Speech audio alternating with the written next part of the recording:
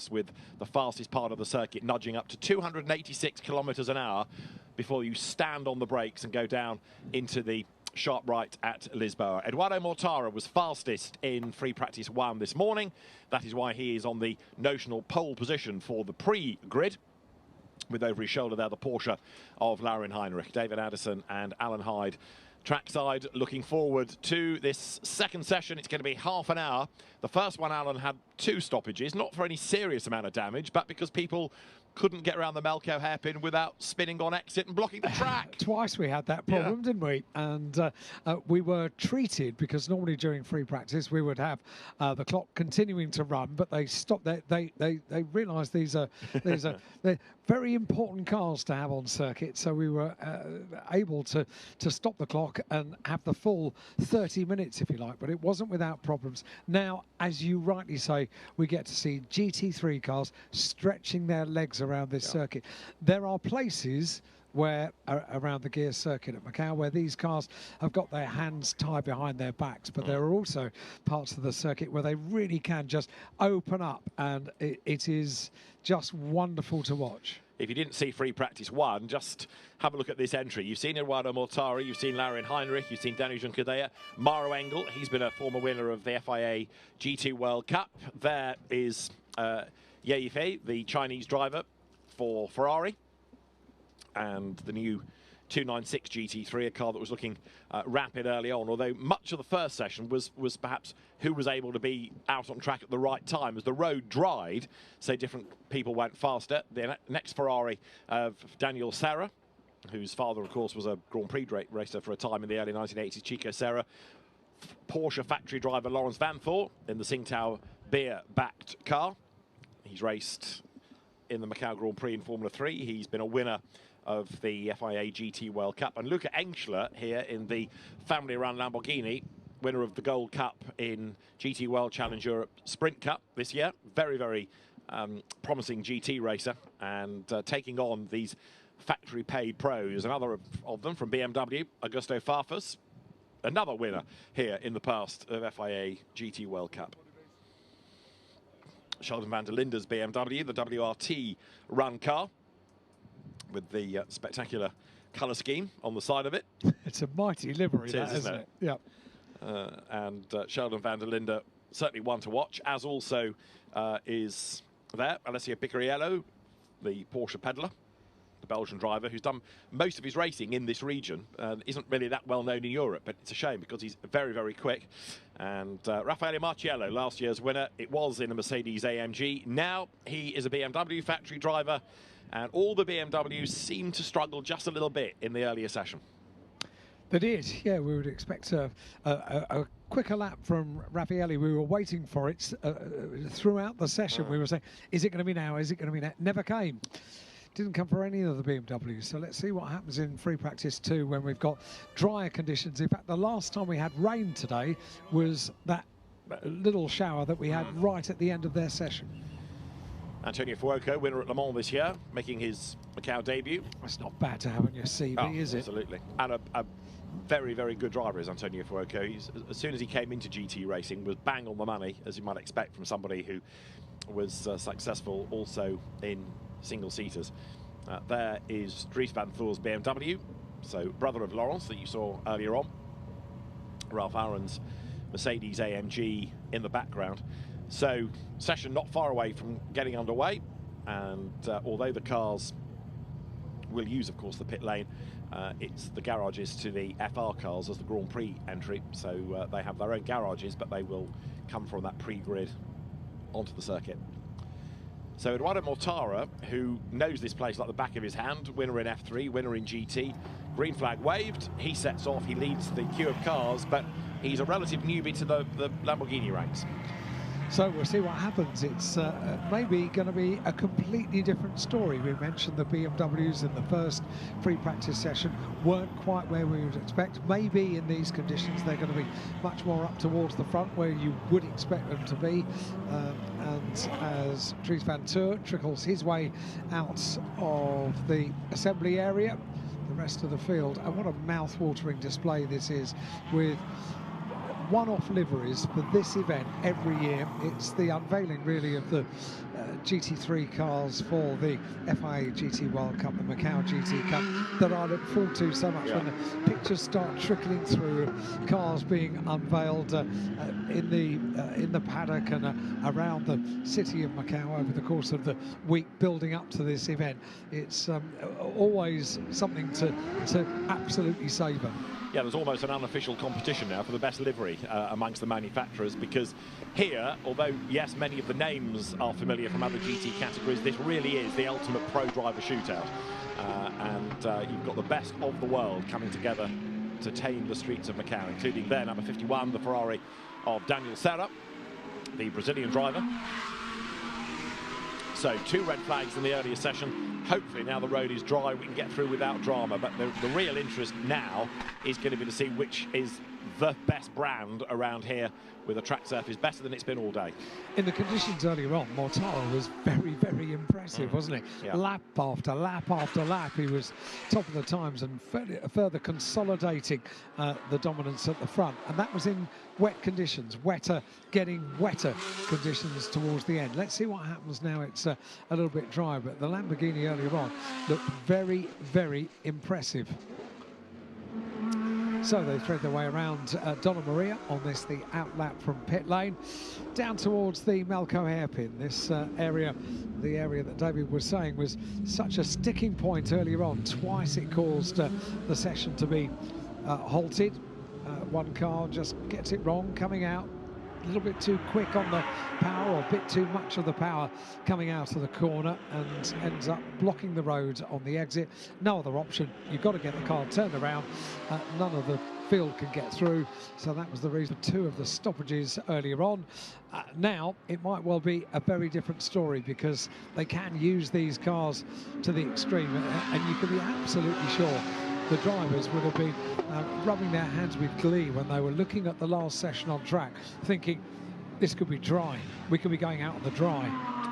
And it is getting drier all the time. There are damp patches rather than a wet road, as Mortara and the rest go onto a proper flying lap. Now, this is Eduardo Mortara's view. You saw him at work. And now through Mandarin, speed building all the while here, up to 280 plus kilometers an hour on the way down to Lisboa. 6th gear, and you're getting closer to the corner. Where is it? Where is it? Where is it? There. It's just like a little gap in the arm coat, and that's what you've got to aim for.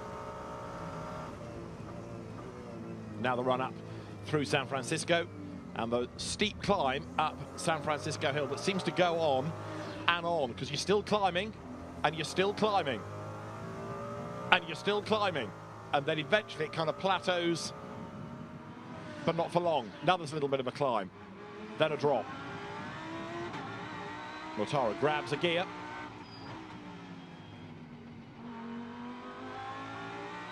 Gentle with the throttle, and drops it down the hill now. Finding out where the damp patches are. Feathers the throttle. Up against the Armco on one side, the concrete on the other.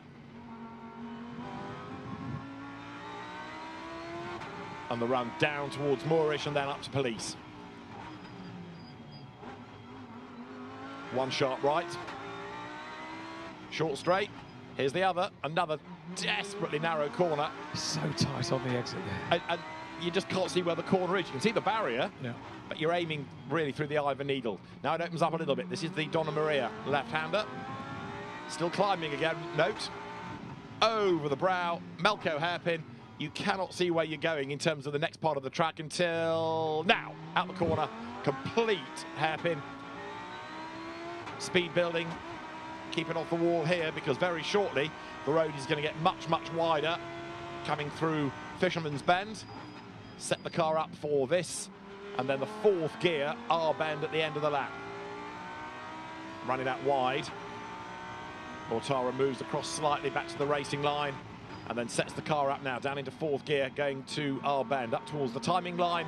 And the first flying lap of the session is going to net a time that we will offer as a 2:28.9. That was an Eduardo Mortara lap, currently the fastest. And what a treat to go around the gear circuit on board with a double winner of the Macau Grand Prix and a 4-time winner of the Macau GT Cup in a Lamborghini. Beautifully described as well, as we made our way around the gear circuit, which he must feel is a bit of a home track. Yeah, absolutely. But he's not fastest anymore, because Alessio Picariello's Porsche has gone top on a 2:26, and Raffaele Marciello's BMW is back at the races. He's now gone second. Welcome back. Yeah, Luca Engela's Lamborghini is up to third. Thomas Preining's Porsche fourth. Dries van Thor BMW fifth. So Mortara's Mega in quotes lap suddenly is only good enough to be sixth. Sixth for Mr. Macau, Eduardo Mortara, who has been consistently competing in Formula E over recent years, as Eduardo Mortara, somebody that has competed in DTM, all sorts of racing around the world, but it's really here at Macau where Eduardo is an absolute rock star when he makes his way around the streets of Macau over the course of the weekend. Young and old all want to photograph a bit of Eduardo, somebody that has his own waxwork in the Grand Prix Museum here at Macau. He is an absolute rock and roll star. And another one in the making, possibly Dries van Thor. He's doing purple sectors. You're looking at Danny Juncadella, though, who's been the winner of the Formula 3 Grand Prix here, but now very much a Mercedes AMG GT star. Factory driver, was a DTM Mercedes pilot for a time. That's Engela who's bedded it into the tyres. So Luca Engela gets going again. But the Lamborghini, the privately run car, has got a bit of damage, to say the very least. So Luca Engela bringing it back to the pit lane, but he's picked up damage in that Licky Moly Team Engela car. So he's knocked the front about quite badly. Oh dear, that might be the end of the session, depending on how much damage he's done. Trying to work out whether it's bodywork that's hanging off or a wheel that's on a jaunty angle. But either way, the pit lane beckons for Luca Engela, TCR Malaysia champion. And up towards the end of the lap comes Danny Juncadella. There's a yellow flag at turn 2 as well, so that is going to be Mandarin, and that's a fast part of the circuit. And it's Sheldon van der Linde who has stopped, and that doesn't instantly suggest whether it's mechanical or whether it's been a spin. We'll try and piece it together in a moment. Is it a rear puncture? Don't know. It does look strange, that left rear corner, but it might just be the angle that we're looking at it. But Sheldon van der Linde trying to get the car fired up by the look of it. He's offline. Has he had a spin coming out of Mandarin and he's ended up there? Well, let's have a look. This, first of all, is Engela, who just goes straight on, completely missed his braking point, bounces back off the tyres. But that was a very odd accident, just arrived with way too much speed. So yellow flags are out. Green lights are still on the gantry, and the rain is starting again, I fear, because umbrellas are going up. And so there's rain in the air. There's a sideways Lamborghini of Eduardo Mortara. So this is going to throw everything up into the mix, isn't it now? Yeah, wipers on for... Yeah. I'm not seeing the rain falling, but I am seeing people getting dressed for the conditions. Yeah, ponchos on. Yeah. And that's been the story. You're right. Just as we got to a stage that we had what could be described as a dry circuit for the majority of the circuit, all of a sudden, yeah, the rain comes and a red flag comes out for the recovery of Sheldon van der Linde's car. But oh dear. Well, guys, I hope you enjoyed those dry laps. Might be the only ones you get today. Yeah, Luca Engela's gone back straight to the paddock, so he's aware of the damage. Big frustration. So it's Sheldon van der Linde's BMW that has stopped and triggered this red flag. And a 2:21.3 for Alessio Picariello may well stay as the top time. But as I say, it's curious, all of this, because umbrellas have gone up, ponchos have gone on, but I'm looking at a puddle opposite us, and I'm not seeing anything falling into it. So whether it was just a sprinkling that's passed, I'm not sure. And the thing is, of course, over 6 kilometres this circuit, Could be raining over here, could be a little bit of rain over here. There might not be a little bit of rain over there. Yeah. It's going to be changeable over the course of the whole track. But unfortunately, here at the start-finish line, which is where we're based in our commentary box, we can see all the security guards, the spectators popping up umbrellas and battening down the hatches for the weather conditions. So what a shame. Just wonder whether Engstler may have clipped the Armco on the inside too tight a line just before he came into shot, and that's what sort of fired the car towards the barrier, because otherwise there was no real reason why he'd be carrying so much speed into the corner. Anyway, the damage is going to have to be looked at for that car. I was going to say, either way, it's a lot of work for the team, isn't it? Which they don't need, frankly. The rest will come to the pit lane, and we will await news. The clock stopped, though. Yes, at just coming up to 1/3 distance completed in this free practice session. There must be something in the regs just specifically for GTs about the clock stopping in free practice. Yeah, exactly. So the drivers welcoming that, because otherwise I think the danger is that you just run out of time if you have what it only takes 2 stoppages to a session and you've hardly got anything, have you? Yeah, it's true. So the pit lane gets busy once again as everybody pours down the pit road. Danny Juncadella's car has just been sent to the scrutineering patch, so it'll be a bit later before he gets to his team, by which stage it's going to be a bit more crowded around Craft Bamboo Racing, for whom he drives. And there's Van der Linde's car, which clearly has got a mechanical woe because it won't fire. Out gets Sheldon.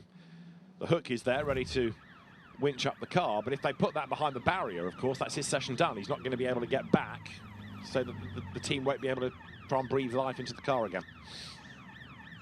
DTM champion a couple of years ago with BMW was Sheldon, still just 25 years of age. And yeah, that would be unfortunate if they can't get that car out once again, because tomorrow they come out for their qualifying, and they will do so at a little bit earlier than we are now. We're just coming up to 10 minutes to 3 local time, and it will be 2:05 tomorrow afternoon that they'll be qualifying. And then the way that the Macau Grand Prix weekend works, they go racing on Saturday for a qualification race, which will set the grid for the big race for the Macau GT Cup on Sunday. So the fastest driver in the session, Alessio Picariello, 2 minutes 21.3, 3/10 quicker than Lawrence Vanthor. So it's a Porsche 1-2, it's Ferrari 3, Daniel Serra, it's BMW 4, Raffaele Marciello, 5th Porsche, Laurin Heinrich, and 6th Mercedes AMG, Danny Juncadella. Another look at Engstler in the background. He's already wrong coming into shot, and I think, as I say, he's clipped the Armco on the inside, and that's... Have another look from this shot. He's on totally the wrong line as he comes into view, so something's happened before he got to the corner that just puts him on the wrong line and fires him towards the tyres. Yeah, and heavy impacts as well, wasn't it? But the tyre's doing the job in the sense of rebutting the car. And as soon as, we'll be back in business. But it's not that that's caused the stoppage. It's Van der Linde, seemingly with a mechanical problem, just grinding to a halt on the circuit.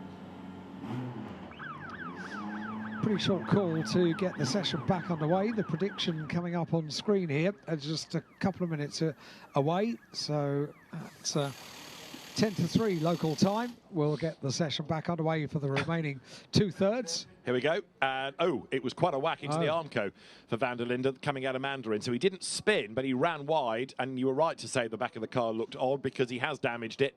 Debris flies. And that was quite a whack for Sheldon Van der Linde, bouncing off the barriers like that. So he's okay. We saw him get out of the car, but that's the end of the session for him. And a driver-induced problem, that. Too much speed and possibly being caught out by a little damp patch, firing the car towards the wall. And it won't be back out, that's for sure, during this session. Just 20 minutes and 48 seconds of this session remain. But different conditions now. So how much rain have we had around the circuit? The wind has got up now.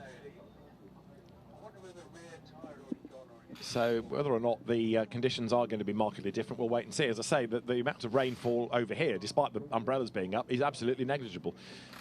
So Sheldon Van der Linde's BMW being retrieved, whether it was a tyre that caused him to go off, or a wet part of the road, only he will be able to reveal. The green flag has been waved, so we're back in business now.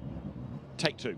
The wind has certainly picked up as well, hasn't it? We had those drops of rain over here, but we can see just outside we've got these straps that go over the structure for the roof of the grandstand just in front of us, and they are pretty taut, these straps. So here's the BMW in replay, and the line kind of looks okay, but has a tyre gone before he gets to the wall? There's no suggestion necessarily of any rubber flailing. It does look more as though he's just got it slightly wrong, but it's a real old whack, and that's where the damage comes. As he comes back into shot, you can see the bits of debris are already flying. So if he hadn't done a tyre before, he has there, but there's also quite a bit of rear bodywork damage. Anyway, without Van der Linde, the session rejoins. It also rejoins without Luca Engschler. So 2 cars will be missing.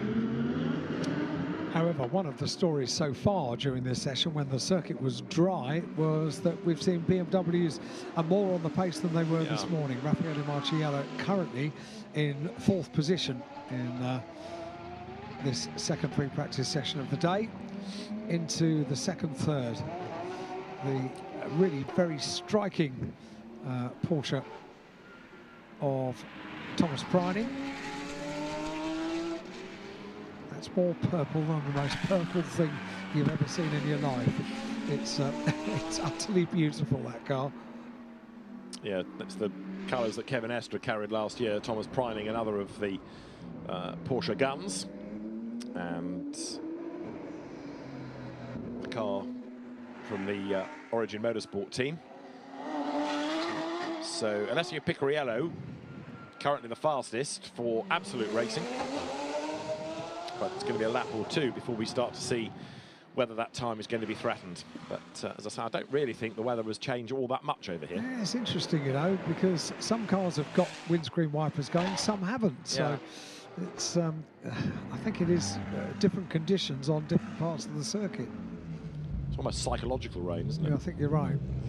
It's very light. What about the psychological umbrellas? Well, they're still up. Yeah, they're up. Yeah. Although there is one gentleman in front of us who put his poncho on a few minutes ago, and he's now dropped the hood from it, so he's back in the element. So limited rainfall, and the car's coming up towards the end of an out lap. It's not this one, it's the next one that we'll start to get an idea of pace from. 18 minutes and counting, and it's Porsche at the top, Alessio Picariello. We've yet to get a lap time out of the likes of Ithier, Matteo Caroli, Augusto Farfus, Ricardo Fella and Mauro Engel. So there's still a lot left on the table here, as up to the line now comes Picariello, goes through. Sorry, not Picariello, goes Laurin Heinrich, I should say, in 88.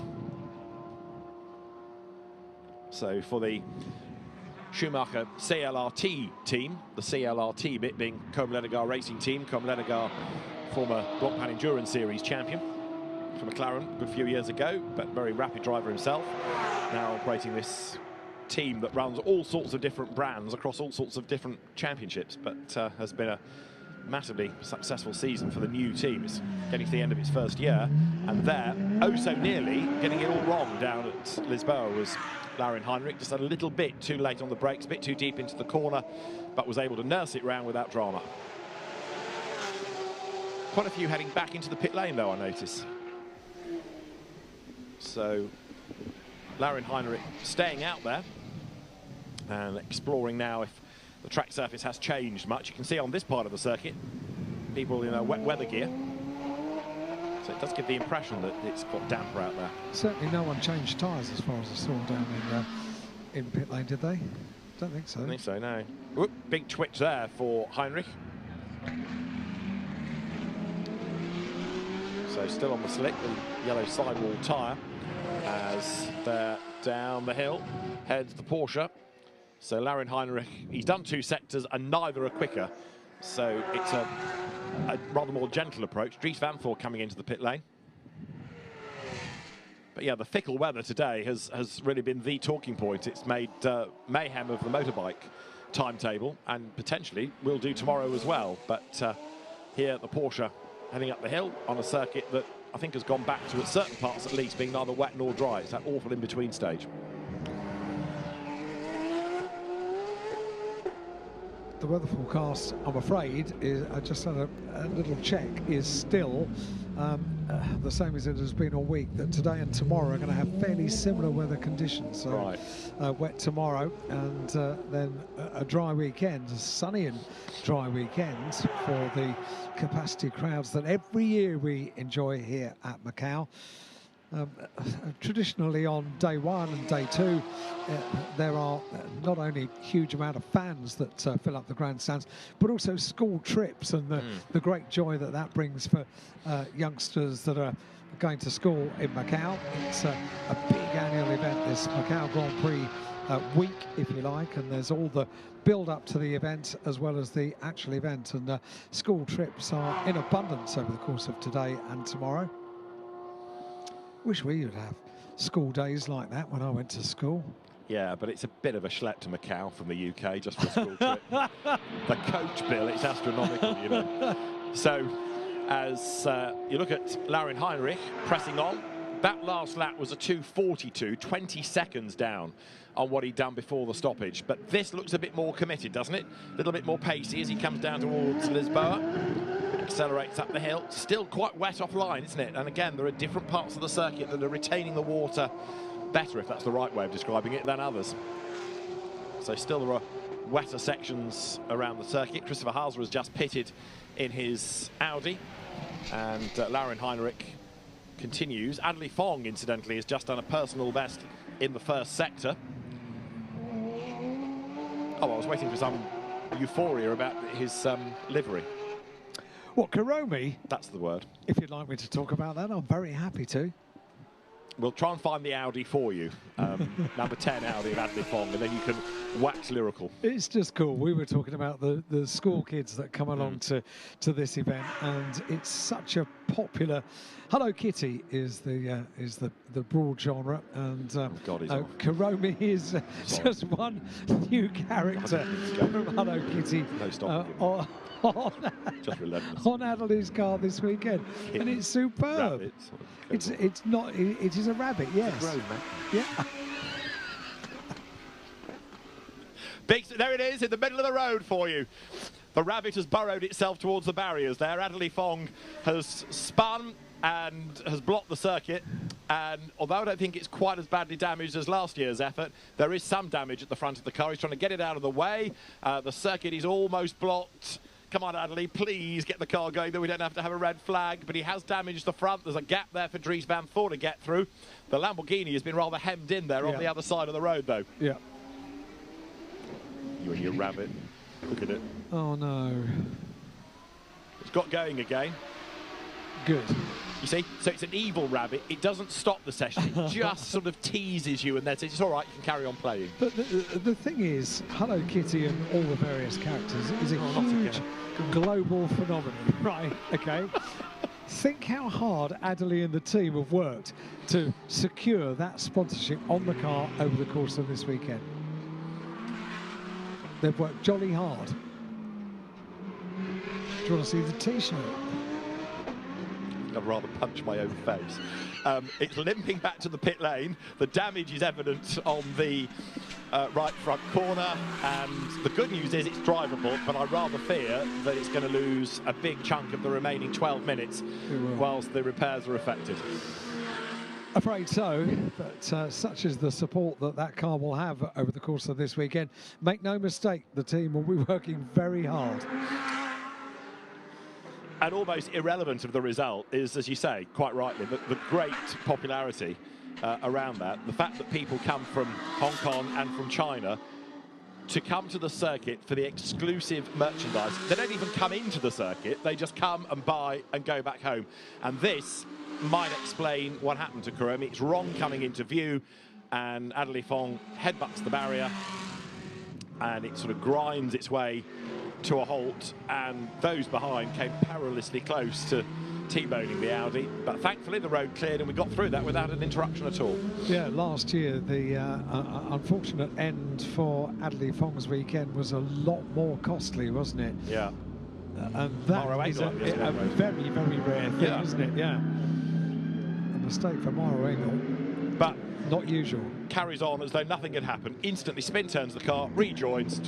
Yeah, nothing to see here. Move on. Spun turned the car so quickly we might not have even caught that, but for a very swift piece of camera cutting there. Very, very good. So Mara Engel gets on his way. Does indeed. Heading here, just went straight on. Knew he wasn't going to make the corner. Doesn't bother to fight it because he knows what the outcome will be. Slows it down, positions it, and gives it a right boot. Chuck it round. Turns it round. And back in. Yeah. That's the quickest we've seen today, isn't it? And that cost him about 14 seconds having to do that. But in the grand scheme of things, it's not that bad. This car is fourth fastest. It's Raffaele Marciello.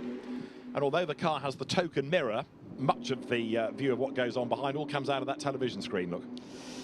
Yeah, and we get a fairly good view of that as well, don't we? Very impressive, that. And with Marciello now showing a little bit more the sort of pace that we would expect over the course of the gear circuit here at Macau. Let's just remind you, he's a double winner of the GT race here at Macau in 2019 and last year. But last year was so dominant, the final year with Mercedes for Raffaele. But top of the times in qualifying, won the qualification race and won the final race as well, the big race, the FIA GT World Cup. Last year was all about Raffaele Marciello. Yeah, there was some talk afterwards that he'd been given a bit of help from Mauro Engel, who seemed to be a bit slow away on the restart, which therefore, of course, held everybody up and allowed Marciello to get away. But Mauro did say that he had a problem and in the end dropped out completely. Into the pit lane has just come the bright yellow Ferrari of EFA, who is struggling a little bit at the moment for pure pace. Daniel Serra is the Ferrari trailblazer, as Adley Fong did make it back to the pit lane. And we've got just under 9 minutes of the session still to go. Picariello from Vanthorpe. More and more of them, though, coming into the pit lane. The road is not quite as busy. Matteo Cairoli here pressing on. Last year he was aboard a Porsche, made the switch from the Porsche ranks to Lamborghini. Matteo Cairoli, who came out, like so many have done over the years, of the One Make Porsche Championships. Another very, very impressive GT driver indeed. He's only 22nd at the moment then, slowest of those that have done at that time. And needs to find something. It almost looks like the sun is out at that part of the circuit as he comes over the line. And Cairoli does improve up to 18th. It's a tough one, this, for the Lamborghini factory pair, because the team hasn't been here before, neither of these two in these cars, the drivers I mean, so they're starting perhaps a little bit on the back foot in terms of data. Doesn't seem to be affecting Mortara, though. He's 7th in the times. And we are starting to see the occasional improvement in sectors now. What's that on the road? Little bit of debris, wasn't it? So we're getting the odd green. And this is Christopher Haaser's Audi. He's a long way back by Christopher's standards of 20th. But as the road seems to not only dry, but the cloud is getting maybe a little bit more broken and therefore a bit brighter at certain parts. This is Haaser out of our bend, up towards the line. And as he comes towards the timing beam now, goes through, and it is an improvement for Christopher Haaser, up to 12th fastest. Good effort. Do you know, it's impossible to work out how this is going to pan out over the course of this weekend, isn't it? Over the course of today, we've had wet running, we've had drying running, we've had wetting, dry track, and with so many top drivers all assembling here for the end of the year for the FIA GT World Cup. I can't work out who I think might prevail this weekend. It's impossible to know. I'd like Jules Gounod to be going better. Yeah, well, we said that in the first session. We did. Where is he? 16th in the Craft Bamboo Racing Mercedes. Teammate Danny Juncadella is 6th, so there's proof that one of the cars has got the pace. But yeah, Jules had a tough time here last year, but it's not looking markedly better this year, which is odd. Now let's have a look at Augusto Farfus. He's just gone purple in the first sector, and if you remember, many years, one after another, Augusto is very, very good in the first sector. So maybe over the course of a lap, maybe the car isn't the quickest, but always in the first sector, he's been really quite remarkable. He's done it again. He's gone purple in the first sector. Let's see if it's going to be over the course of the whole lap. He's gone personal best in sector 2. So, yeah, Augusto Farfus, I think he's probably one to watch. Raffaele Marciello was fourth, improved in sector one, but pits at the end of the lap. Farfus has gone absolute best, personal best, and an improvement has just come from Dries van Voor up to 8th. Mauro Engel is now 9th, having improved last time. Farfus 10th, and there is Raffaele Marciello then into the pits. It's a great helmet design this year, isn't it? In a sense, it's a novelty that it's the crash helmet that gets the artwork. Normally, it's Raffaele's arms, because he's big into his tattoos. Yes. Is the Italian. Now goes under a Swiss license and also Swiss nationality, but he's Italian by birth. And into the pit lane he comes. Right, there is the BMW. Augusto Farfus presses on, and it's looking good, this for Farfus, because he's improved in 4 out of the 5 sectors. The 5th one he is in right now. So there is the BMW, the KRC car, and Farfus here should be on to really haul himself up from 10th. Yeah, so 10th place at the moment for the... How many years has Augusto been driving with BMW? He's one of the most longevity with BMW of all of the drivers. Augusto has been in so many different categories for BMW, and he does improve, but not that much in terms of position, up to 8th. Lost out in the last sector. Yeah, last sector. Yeah, he was an Alfa Romeo factory driver when he first came into touring cars for a couple of seasons. Then BMW picked him up, but you're right, he's raced in the World Touring Car Championship for them. He's done the World Endurance Championship. He's done DTM, International GT style racing, Intercontinental GT Challenge, GT World Challenge, you name it. If there's a BMW badge on it, he'll have been in it. And he's had great success as well. He's brought home some really cool crowns. But look, he does this again and again. Purple in the first sector. What about Mauro Engel as well? He's just gone back up to 6th, 2:23.8. And another wonderful noise as the Mercedes AMG growls its way out of Mandarin. Just wonderful noises. And Mauro sets the car up for Lisboa. So for the fastest part of the circuit, hard on the brakes. Turns his way up now towards San Francisco. And part of the circuit where the Mercedes has been able to stretch its legs now becomes the part of the circuit where it's got to be the precision of the driver to guide it through without drama.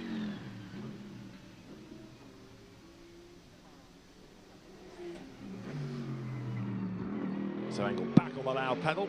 Road drops downhill slightly. And Augusto Farfus is still doing good things in sectors. He is pressing on, isn't he? Yeah. 3 improvements out of the first 3 sectors. Jules Gounon has improved in sectors 3 and 4 of his lap. He improved last time up to 15th, and he's just gone across the line, and he's up to 9th, Jules Gounon. So big improvement that time. He's listening to you. Gave me one of the most peculiar broadcasting experiences last year, did Jules Gounon. Do you remember, as he rode into view on a chair with wheels on it? That's right. No, you're quite right. Yes. It was the most peculiar entrance, and I don't remember why. No, I was struggling as well, thinking I don't recall what it was all about. Yeah. But it was choreographed with teammates. They rode into the camera shot from the garage. It wasn't wet. But it might be here in a minute because the umbrellas have suddenly gone up and there's a bit more scurrying around in the pit lane. So sort of squally weather, I think, now. Headlights on as we've got just under 2 minutes of the session to go. Farfus improved up to 5th last time. Big improvement, yeah. Up to 5th. So Raffaele Marciello in 4th, Augusto Farfus in 5th. And it's still the Porsche that tops the times, the 911 Porsche. Picariello with a time of 2:21.329. You know which is the Porsche that's got the real weight behind it, if it carries that number.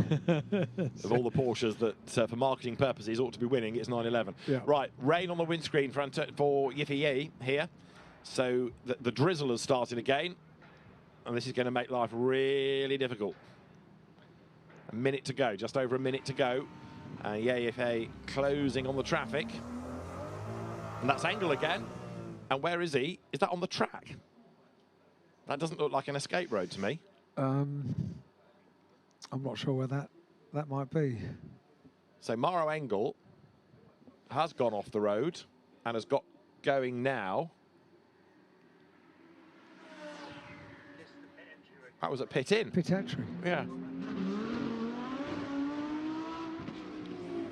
Not quite sure what he was aiming for, but he's ended up going to the paddock rather than down the pit lane. But in fairness, with half a minute to go, that seems to be where everybody is being marshalled now, rather than being allowed down the pit lane. Maybe there's some confusion as to where he was meant to be going. But anyway, Mauro Engel, thankfully without drama, out of the session. And the last few seconds tick on down, with very, very few improvements now coming. The weather on the turn again. It is, yeah, so just counting down, 10 seconds left until checkered flag comes out, and half an hour for the second free practice session of the day for the Macau GT Cup, FIA GT World Cup. And yeah, the checkered flag comes out, but for a session that promised half an hour of dry running, we were robbed. I feel robbed. Yeah, it's been a tough day because of this weather.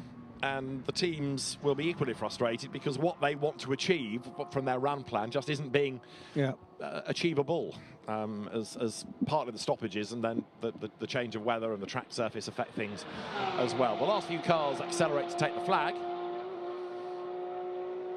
including Leo Yi in number 566 Porsche. But most cars now are taking the flag metaphorically in the paddock. They're not taking it on the road because there's no point completing the lap. They're not going to go any quicker. Why do it? The wind wants to take the checkered flag. The marshal was holding out the checkered flag, was struggling with the to get the flag in place in time because the wind has picked up. It's pretty gusty down there now, and that's what we've been dealing with pretty much for the last 24 hours here at Macau this year. Heavy winds and intermittent rain as well has been the order of the day. Augusto Farfus into the paddock, brings the BMW back, finishes up in 5th position in the 89 BMW, former winner of the FIA GT World Cup here at Macau.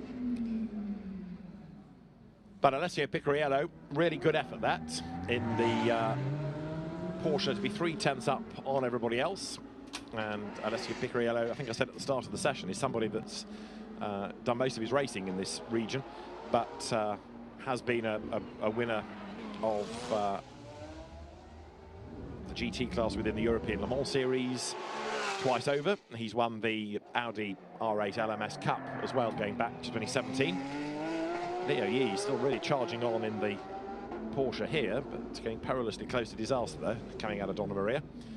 But Picariello, single-seater star before he came to GT racing. He's the fastest, and Leo Yi is going to be the last driver to get to the end of the lap. You get the impression that he is going for a time here, but I don't really know why, because he's taken the flag according to the screen. So if he comes through again, he's going to find himself in hot water. But this is a committed lap, but it's not being timed because he's taken the flag. And he gets the message. Into pit lane. Yeah.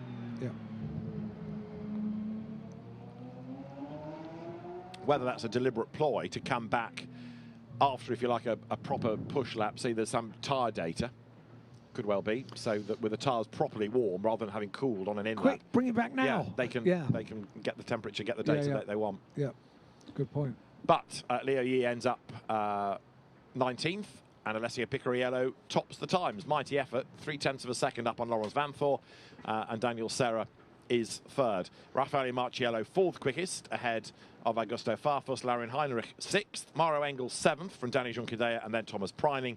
And in the end, if I say only 10th, it sounds a bit hard, but that's where Eduardo Mortara finds himself after being quickest in FP1. 11th, Antonio Fuoco from Jules Gounon, and then Yeye. Matteo Caroli next. 15th, Ralph Aaron. Dries Van Voort quite a long way back. Damage sustained by Luca Engschler. Christopher Hauser never really got a proper lap in, but was ahead of Leo Yi and Ricardo Feller, who we've not seen the best.